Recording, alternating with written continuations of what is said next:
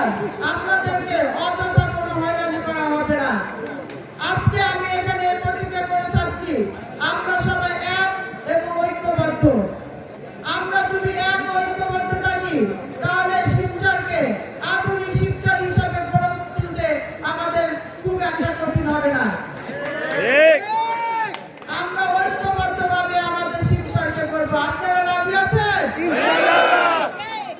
আপনারা রাজি থাকলে বাংলাদেশ জাতীয়তাবাদী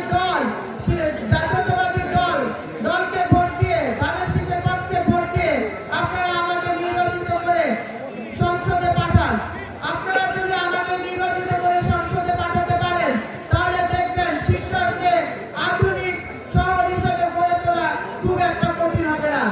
এক্সট্রিম মশার কয়েল প্ল্যান্ট ফাইবার দিয়ে তৈরি, ডেঙ্গু, চিকুনগুনিয়া বাহি সহ যে কোনো মশার বিরুদ্ধে দেয় এক্সট্রিম সুরক্ষা।